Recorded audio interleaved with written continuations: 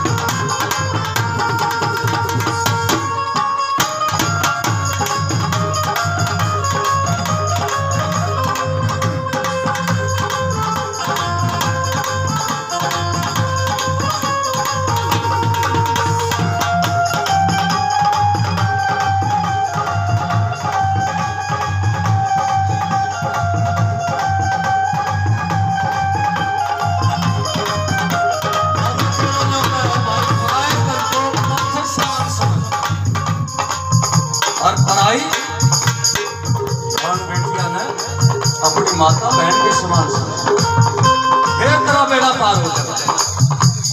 पर तन को भाई पत्थर जानिए, पर तन को भाई पत्थर जानिए, पर तन को भाई पत्थर जानिए, पर नारी को भगवान मानिए, पर नारी को भगवान मानिए।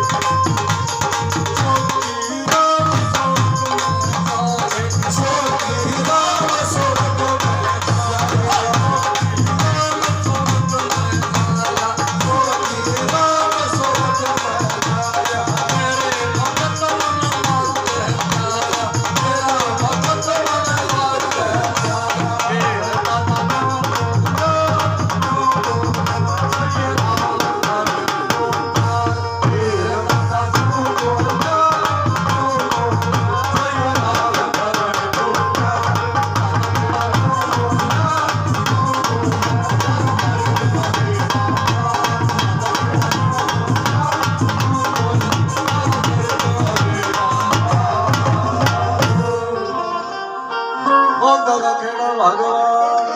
जय हो, बोल सच्चे दरबार की जय हो। कुछ भी मांगने की जरूरत नहीं, श्रद्धा और विश्वास करो। श्रद्धा और विश्वास आ जाओ, माथा टेको, बिना मांगे सब कुछ मिलेगा। सबका पता है नहीं, सबका, कुछ भी मांगने की जरूरत नहीं। हे भगवान तेरी कृपा पे बिगड़ी बात समर जागी, इन भगता की झोली भर दो, मेरी तो आपे भर जाए। हे भगवान तेरी कृपा पे बिगड़ी बात समर जागी, इन भगता की झोली भर दो, मेरी तो आपे भर जाएगी। हे भगवान तेरी कृपा पे बिगड़ी बात समर जागी, इन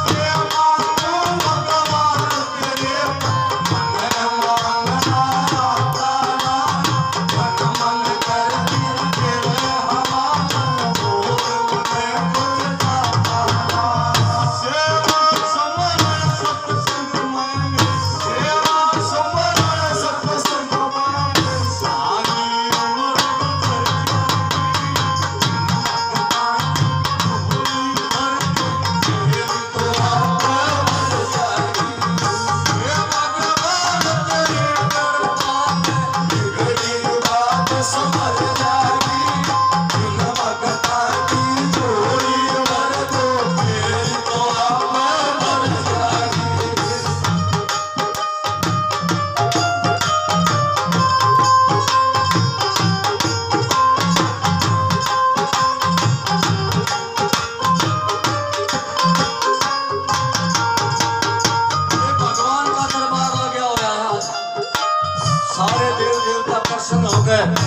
हमारे जागरण मारे हुए हैं।